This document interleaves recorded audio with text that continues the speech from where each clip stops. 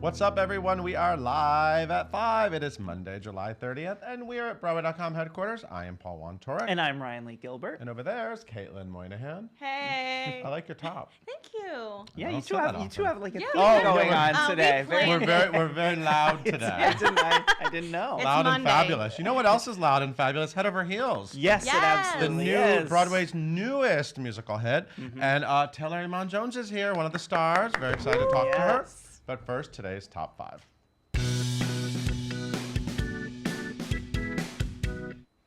An exciting production has unfortunately been postponed. Yes. I'm bummed about Sad that. face So bummed. emoji if one tear could come down right. So we were all very excited to see Carmen Cusack I was booking I know, plane you- tickets to see to that. see Victor Victoria at the Hollywood Reprise 2.0. But it's been canceled. No. It's not happening. It will no longer happen this season. It is now expected to be part of the 2019 season. So we'll see. Maybe it's not done yet. You know, you just have to wait Well, a little and bit Carmen longer. Cusack is in, she's finishing her run in Lempicka. Exactly. Williamstown Theater Which Festival. It's just got a rave. a great review in the New York Great. Times, and that is probably So- coming to New York. So Exactly. I don't know. Maybe she's like, I already made one big hit Exactly. I'm musical just for going the to summer. sit into this for a little while. But anyway, so Reprise 2.0 has announced a new mounting of the Lucille Lortel Award-winning Candor and Ebb review, And the World Goes Round. Do you know that song? I believe so. But the yeah. planet spins Yes. and the world Oh, goes yeah, round and yeah, round. yeah. That'll happen September 5th through September 16th at UCLA's Freud Playhouse. Richard Israel will direct. John Todd will choreograph. Casting for that will be announced very soon. But no more Victor Victoria with Carmen Cusack. No. Sad. And the Broadway cast is living up to its show's message. So, do you love Hamilton? Do you love Yes. America? Register to vote, That's people. right. Yes. Hamilton Company members will host a New York State voter registration event on August 4th from 5:15 to 7:15 p.m. in front of the Richard Rodgers Theater. Members of the cast will participate, blah, blah, blah. Yeah. So they're going to register you to vote. Yeah, absolutely. What does this mean? Okay. So, no, actually, this is important. They were trained by voter registration volunteers from the Hispanic Federation, an organization providing community services to the Hispanic community in New York, New Jersey, and Connecticut. That's called That's the tri-state cool. area. Absolutely. It's cool. Yeah, so New York State and local primaries will be held on September 13th, and the deadline to register is August 19th, and Ryan and I think it's very important. It's so do very it. Very. important. You can also just do Yes. it without going to the Richard Rodgers Theater, but don't you want But- to meet the stars of Hamilton? Yeah. Yeah. Best of both worlds. And it's the first day of school at the Winter Garden today. Yes, some new people doing School of Rock over at the Winter Garden Theater. Catherine McLaughlin is making her Broadway debut as Principal Rosalie Mullins, replacing Annalisa Leeming, obviously, who just played her last performance on the 29th, yesterday. So she's all done. But Catherine is wonderful. New kid stars are also in the show. Layla Capers, Darrow Golub, Matthew Jost, Jordan Cole, Hudson Lavero, and Nirvan Paul are all in the show as well. Awesome. Amazing. Love- Super talented kids Now, when that is do it? this show. It's winding down the run, isn't It it? is winding down its run. The last chance you'll have to see School of Rock on Broadway is January 20th of next year. Like 6 months. You have time. You got a while. Prepare and buy those tickets, but also the show is touring, so you can see it all across the You can see country it forever. as well. And wait till Community Theater gets their hands on that one. Oh, absolutely! I think Honestly. they released the record, the rights rights? to do it very early on. Actually, I think Oh. it's been done. Yeah, wow. you can already do School of Rock. In Community Theater? I don't think. Really? Like, yeah. No, I think Andrew Lloyd Webber. They made just got some. Mamma Mia. Every community theater that I've seen is doing Mamma Mamma Mia this Mia. summer. Well, and it the is photos yeah. are amazing. But yes, go see all the I new love that. kids, the new stars in School of Rock here on Broadway. And audiences definitely think that this show is super fetch. Yeah. Well, that's a reference to Mean Girls. In case you didn't get it. We haven't made that many fetch jokes on the No. site. Well, when I it feel first like- came, yeah, I was sometimes all our gonna say, headlines we are very overloaded repetitive. at overdid first. it. Yeah, sometimes we make the same joke over and over in all of our stories about something. We've had to pull back. Yeah. So Mean Girls is a big hit at the August Wilson Theater. How and it big of a broke hit? The box, what? How big of a hit? It broke the box office record for the 5th time Look at that. by outselling itself. Which I know you love. Now, the thing about box office records also is that ticket prices keep going up. Inflation. Yeah. Okay, but whatever. We're very happy for Demand. that. How much did it gross? $1,595,340.30. Important. that. Amazing. I hope they gave a ticket to some kid for 30 cents. I hope so too. I hope somebody paid just 30 I cents. also love things like this. It packed the house to 101.03%. It means Is there are it- people just standing. Was there like point Standing room. a standing third of a room. person Anyway. in it? Yeah. Go see it. I'll go Everybody see loves it. it. And there's going to be a Girls. national tour. Fall of next year. So. And then Long community way. theater will And then eventually next- get it. And that's going to be good Circle too. begins. That's going to be good too. Amazing. And the gala of our dreams happened over the weekend. Moulin Rouge. Oh my God, it finally happened. Everybody is obsessed with the Moulin Rouge. Dear. It is playing at Emerson's Boston Emerson Colonial Theater, Yeah. which Emerson College nearly destroyed. They Boo. wanted to turn it into a dining hall. You are getting political I know. over Well, here. a dining That's hall. where Grand Hotel was born, And everybody. then Ambassador Theater Group was like, no. No. We're saving this. And they did. And now Moulin Rouge is there. That happened last night, the gala. The grand gala. And obviously you can go see Moulin Rouge there through August 19th. The cast and creative all attended this gala. We have photos Who's in it? from it. Oh, you know, little people like Aaron Aaron Tveit, and Have you heard of them? Karen Olivo, Danny Burstein, good some of our cast. favorites. Amazing Tamutu. people. Tamutu. yeah. Best name in Yes. show business. Amazing. So you can, Tamutu. you can check out all of that beautiful coverage of that gala on our site Yeah, so right now. Emilio Madrid-Cruzer, one of He our went amazing there. photographers, Yeah. was up in Boston taking pictures Yeah. of the gala, Snaps and pics. also fantastic photos from the Head Over Heels opening. They're unbelievable. Of our opening They're night. Really so fun. cool Booth. and so gorgeous. Yes, yep, and they're amazing. Like, They're they're really no, cool. they truly like I are kind of want to amazing. get I know. them blown up. I know. And all there's- over the hall. including fantastic photos of today's guest, Taylor Iman Jones, and Ryan. That's my cue. your cue. So, Caitlin, why don't you tell us more about today's guest? Of course. Guys, we have Taylor Iman Jones in the studio with us today. She is currently rocking out as Mopsa and Head Over Heels at the Hudson Theater. She's previously been on Broadway in Groundhog Day. And cool thing is Taylor's been a part of Head Over Heels since its San Francisco run. So she knows what's up. Be sure to follow her on Instagram at Taylor Iman Jones, both on Twitter and Instagram. And leave all your questions for her in the comments down below. Everyone, please welcome Paul and Taylor. Hello, how are you? Great. You look fantastic. Thank you. I like the jewelry. That's Oh, nice. thank you. But let's just get this out of the way. You guys opened last Thursday night Last at Thursday. the Hudson Theater. Are Yes, you we did. recovered? Was it a long night? I mean, you just did a whole weekend of performances too. Yes, I think today we finally recovered. We Yeah. had shows over the weekend and we all were like, are you okay? Well, thank you for coming in after your long Yes, stretch. thank you. I have to say, if there was a Tony Award for Best Dressed Cast on opening night, I kind of think the Head Over Heels cast. I was blown away when Yeah. I saw the photos that Emilio took. Everybody looked incredible. Yeah. What was that about? You know, our show is all about living your truth and being extra if you want. Being and extra. I like I that. think we all just kind of kept challenging each other in a way and wanting to just live our best drag life. Honestly, I know that's what I was channeling. Yeah, Yeah, it was I love it. awesome. I love it so much. So this show, okay, you got involved with this show. This is your first you were in Groundhog Day. Yes. And you were in the original cast of Groundhog, which I loved, by the way. Groundhog Day was a Yes. Oh. fantastic show that made me like sob every Yeah. time I saw it. It ran, well, how long did it run? Like 4 months? Yeah, a little, 5 months? yeah. Not long enough. Not long enough. It should have still been running. But now you're playing like a featured role. I know you understudied you understudied the lead Mm-hmm. in Groundhog Day. How does it feel to get to this point in your career, and what was opening night like for you, and is everyone in the Bay Area freaking out, and what's going on? Yeah, people in the Bay are freaking out a little bit, as well am I. It's crazy. It doesn't feel real. The 13-year-old Taylor inside of me is definitely freaking out every day. I got here like 10 minutes early, so I sat in Times Square for a second and saw our billboard pop up a couple times, and like, that's really strange.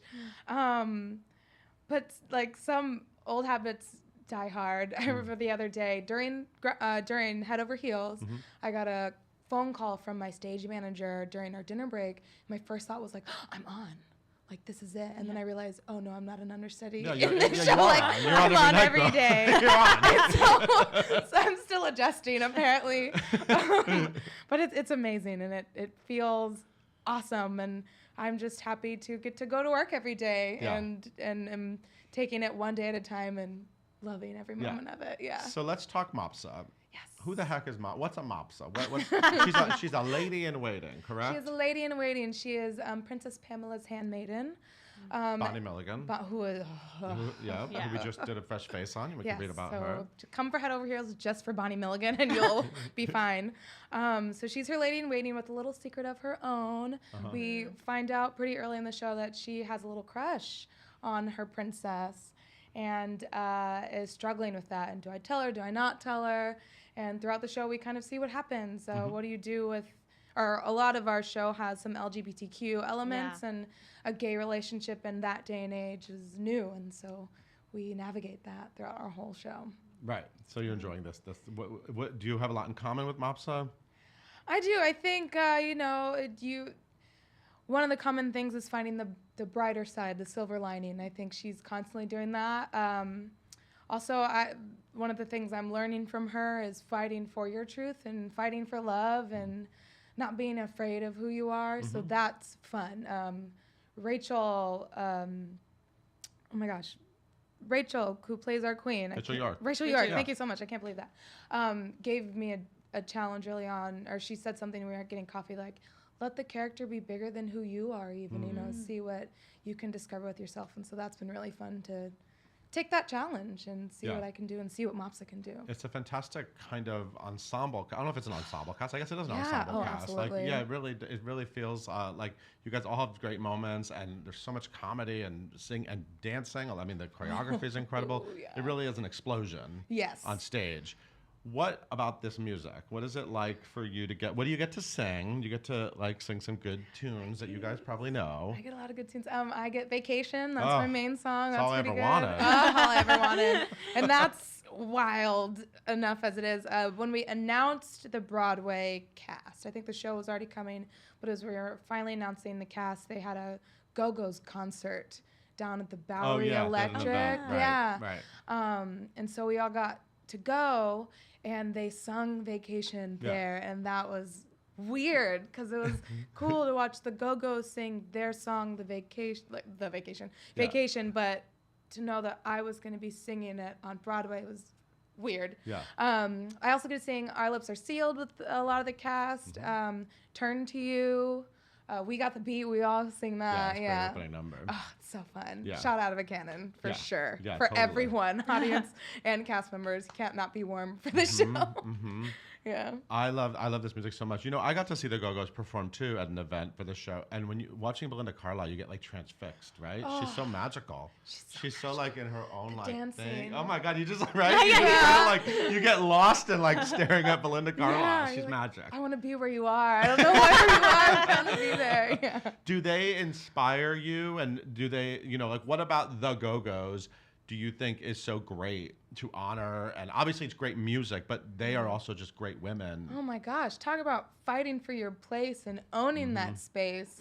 From when they started till now, still, I think the Go-Go's played at one of our shows a few numbers, and even to that, Jane Weedland had a Resist dress on. They're not stopping, and that is fantastic to see four women who accomplished something that nobody else had before them. And it's kind of we have this show that's trying to do the same thing, and to have the torch be passed down to us and them still be with us and supportive is awesome. And a challenge that I think we're ready to accept. And moving forward, we're going to challenge everyone else who comes and sees it as well. So like we said, you're from the Bay Area of San Francisco, and you did a lot of theater there.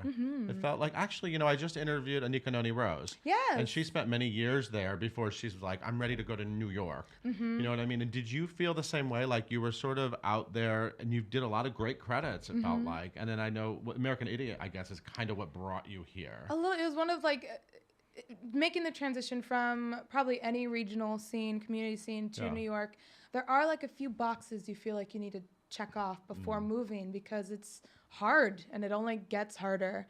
And so, yes, in the Bay, I wanted to make sure I did a straight play before I moved out. I wanted to make sure I turned equity before I moved. I wanted to make sure once I turned equity that I could still work as an equity performer.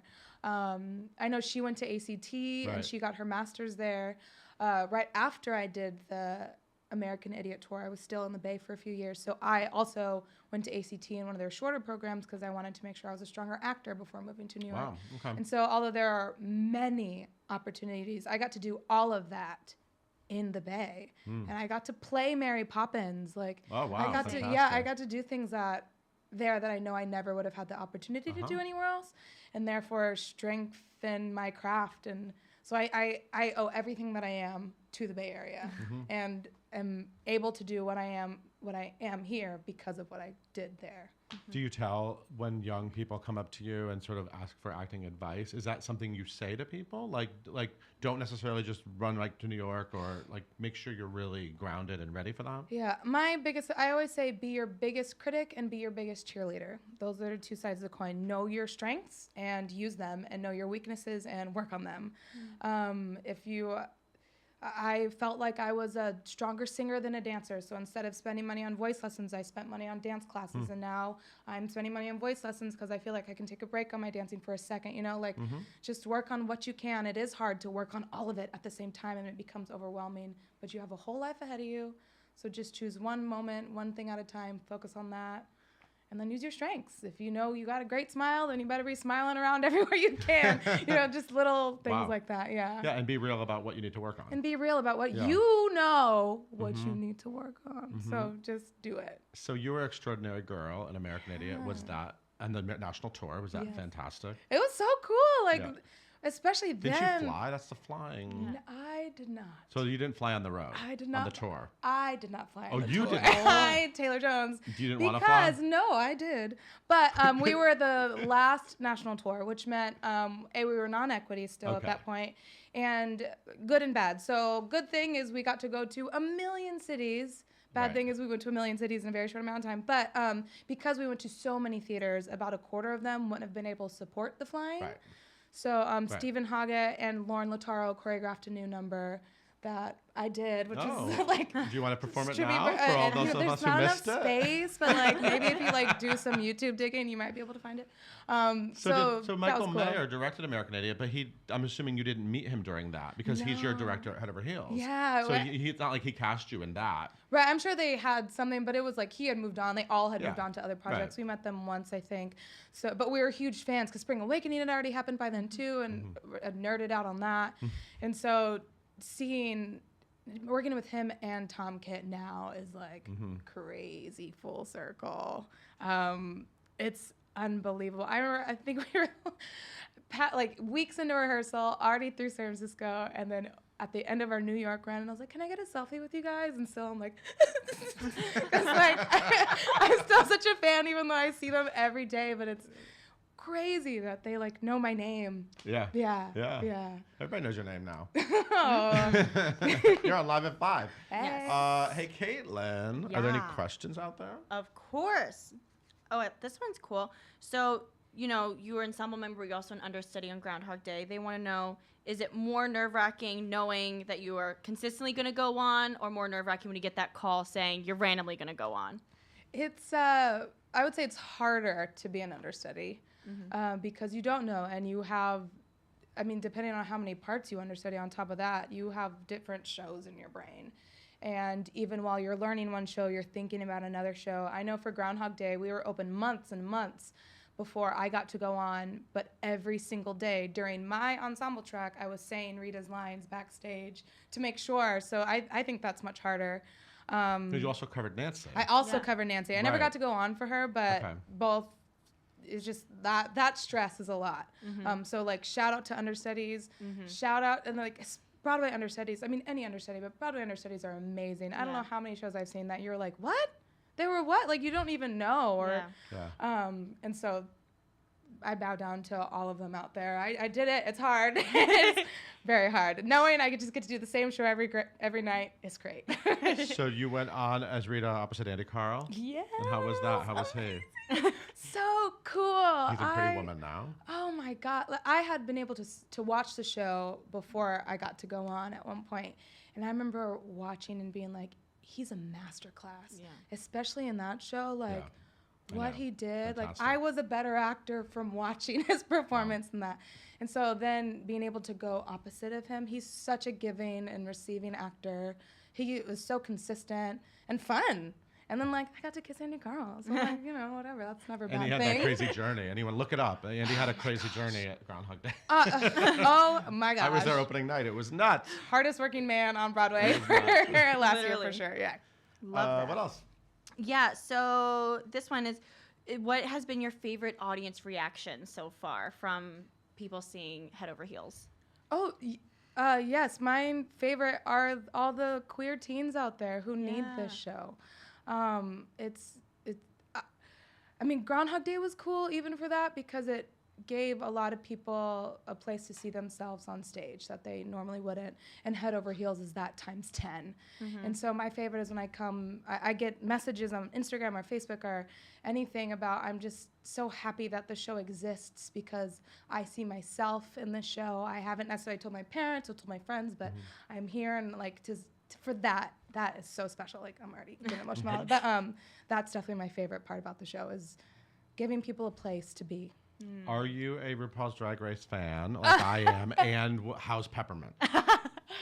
Oh my gosh. Am I a RuPaul's Drag Race fan? Yes. Okay. Since like season 1, Saw Focus, episode 1. Yes. And during Groundhog Day, we watched Peppermint season. Oh, And wow. between shows every Saturday, we'd come together and just watch because we were also, Wow, that's awesome. there were so many fans in our cast. And so to work with her now is ridiculous. My friends are like, how did you do that?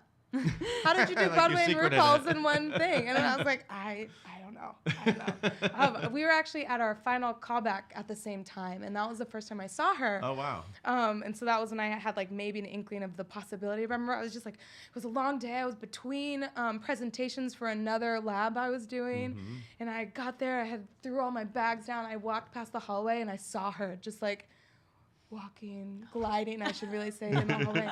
And I was like, I had no words. I just had to like keep going. And I was so taken aback. Fast forward to now, she is amazing. She is so warm. She's such a great leader for us in organizing conversations and just anything. She is beautiful. She is warm. She is hardworking.